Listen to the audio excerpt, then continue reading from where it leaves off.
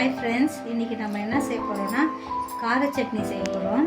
அதுக்கு ஃபஸ்ட்டு காஞ்ச மிளகா ஒரு 15, காரத்துக்கு எவ்வளோ வேணுமோ அவ்வளோ எடுத்துக்கலாம். நான் ஒரு 15 காஞ்ச மிளகா எடுத்துருக்கேன்.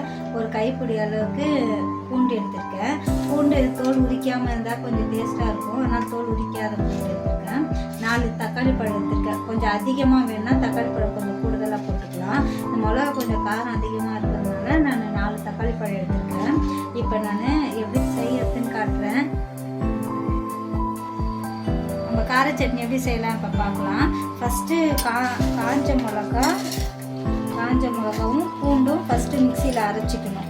இப்படி அரைச்சி எடுத்துக்கணும். ஃபஸ்ட்டு அரைச்சிட்ட பிறகு தக்காளியை சேர்க்கணும். தக்காளி இப்போ கட் பண்ணி எடுத்துக்கலாம். தக்காளியை நல்லா கட் பண்ணிட்டு, தக்காளி சைஸ் பெருசாக இருந்தால் 2 கூட போதும். இது கொஞ்சம் குட்டியாக இருக்கிறதுனால நான் 4 எடுத்துருக்குறேன். இந்த சட்னி செஞ்சு பார்த்தா ரொம்ப நல்லாயிருக்கும். சிலவங்க காஞ்ச மிளகாவும் பூண்டு மட்டும் போட்டு செய்வாங்க. நான் தக்காளி பழமும் சேர்த்து செய்வேன், நல்லாயிருக்கும். இந்த மாதிரி ஒரு தடவை ட்ரை பண்ணி பாருங்க கண்டிப்பாக.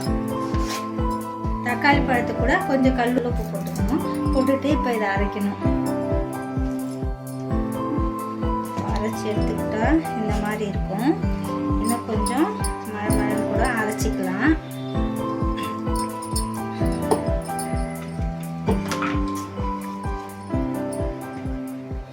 வேணும்னா கொஞ்சம் இதே மாதிரி அப்படியே ஊற்றி கூட தாளிப்பாங்க. நான் கொஞ்சம் தண்ணி மிக்ஸ் பண்ணிக்கிறேன். கொஞ்சம் நிறைய வேணும்னால நான் தண்ணி மிக்ஸ் பண்ணிக்கிறேன். வானல் அடுப்பில் வச்சுட்டு கொஞ்சம் வானல் காயணும். வானல் கொஞ்சம் ஈரமாக இருக்குது, அதனால் வானல் கொஞ்சம் காயணும்.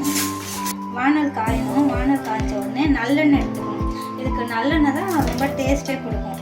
ஃபஸ்ட்டு நல்லெண்ணெய் 3 ஸ்பூன் ஊற்றிக்கலாம். 4 கூட ஊற்றிக்கலாம்.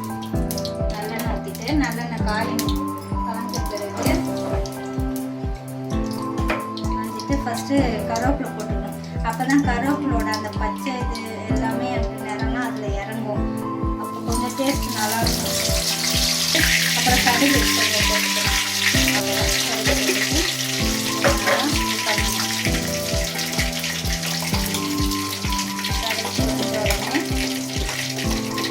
நான் கொஞ்சம் நிறைய சேர்த்ததால சேர்த்தாச்சுட்டேன்.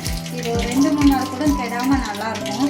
இட்லிக்கு தோசைக்கு எல்லாத்துக்குமே ரொம்ப நல்லாயிருக்கும். அடை தோசைக்கு கூட ரொம்ப டேஸ்ட்டாக இருக்கும். சட்னி எண்ணெய் காஞ்சி சட்னி ஊற்றிடணும்.